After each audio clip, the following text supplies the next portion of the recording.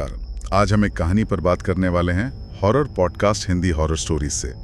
2 हिस्सों में है ये कहानी, अनाथ। जी हाँ, अनाथ। हमारे पास इसके ट्रांसक्रिप्ट्स हैं और आज हम कोशिश करेंगे इसके किरदारों को समझने की, वो जो अजीब घटनाएं होती हैं उनको, और सबसे ज़रूरी वो डरावनी गुड़िया, उसके पीछे का सच क्या है। बिल्कुल, उस गुड़िया ने ही तो कहानी में सारा खौफ पैदा किया है। तो चलिए शुरू करते हैं। कहानी शुरू होती है जोसेफ और मेरीना से। उनकी कोई संतान नहीं है, वो एक बच्चा चाहते हैं। हाँ, और फिर उन्हें एक वकील पॉला उनके जरिए 9 साल के एक अनाथ बच्चे जेकब की कस्टडी मिलती है। और जेकब वो बोल नहीं सकता और हमेशा हमेशा अपने साथ एक अजीब सी दिखने वाली गुड़िया रखता है। यहीं पे थोड़ा मामला पेचीदा हो जाता है। और एक और बात सामने आती है कि कस्टडी के साथ हर महीने 1 लाख रुपए मिलेंगे। हाँ, और ये बात सुनकर जोसेफ का मन थोड़ा बदलता सा लगता है। मतलब बच्चे की चाहत तो थी, पर अब पैसा भी एक फैक्टर बन गया। बिल्कुल। तो यहीं से कहानी की नींव पड़ती है ना। बिल्कुल। एक तरफ बच्चा गोद लेने की इच्छा, दूसरी तरफ वो रहस्यमयी बच्चा और गुड़िया, और फिर ये पैसों वाला एंगल। हाँ, ये किरदारों के बीच खासकर जोसेफ के अंदर एक टेंशन पैदा करता है। बिल्कुल, एक नैतिक सवाल भी उठता है। खैर, जेकब घारा जाता है और फिर अजीब चीजें शुरू होती हैं। जैसे मरीना को लगता है जैसे कोई उसे देख रहा है हर वक्त। घर में चीजें अपनी जगह से हिलने लगती हैं। और एक रात तो वो बिल्कुल साफ देखती है कि वो गुड़िया, उसकी आंखें खुली हैं और वो उसे घूर रही है। ओहो, ये तो बहुत डरावना है। जोसेफ भी कोशिश करता है जेकब से बॉन्ड बनाने की, पर एक बार वो मजाक में पूछता है कि भाई मरीना को कौन मार सकता है। और जेकब क्या करता है? जेकब कुछ बोलता नहीं, बस सीधा उस गुड़िया की तरफ इशारा कर देता। बाप रे, यहीं से डर और बढ़ जाता है। हाँ। मतलब पहले सिर्फ महसूस हो रहा था, अब सीधा इशारा। हाँ। गुड़िया जैसे सारी अलौकिक घटनाओं का सेंटर पॉइंट बन जाती है। और जेकब की चुप्पी वो रहस्य और गहरा कर देती है। सवाल ये उठता है कि ये सिर्फ गुड़िया है या जेकब भी इसमें किसी तरह शामिल है।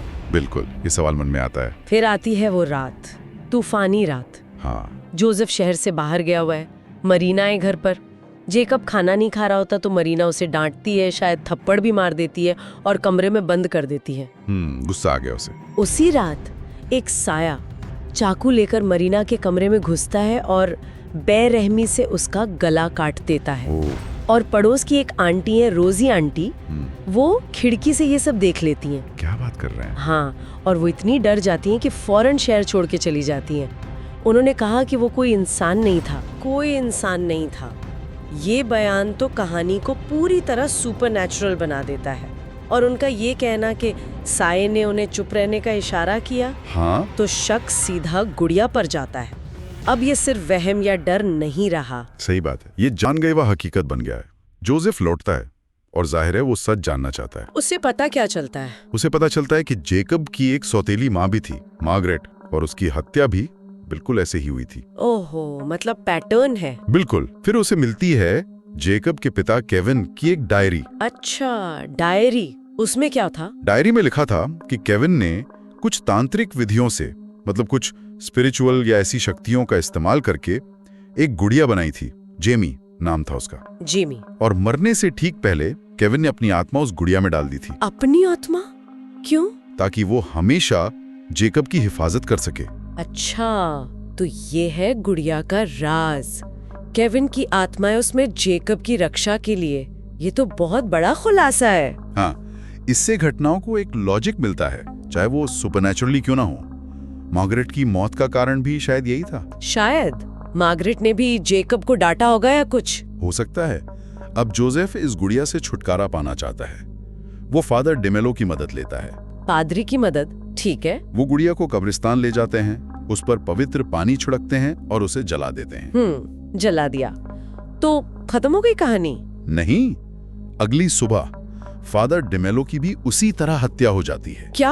और गुड़िया वो वापस जेकब के पास पहुंच जाती है। अरे नहीं, मतलब वो नष्ट नहीं हुई? बिल्कुल नहीं। बाद में एक केयर टेकर रखी जाती है, सियोना। जब वो जेकब का ठीक से ध्यान नहीं रखती तो उसकी भी हत्या? हाँ, उसकी भी हत्या हो जाती है और फिर जेकब उस गुड़िया के साथ गायब हो जाता है। ये तो क्लासिक हॉन्टेड ऑब्जेक्ट वाला पैटर्न है।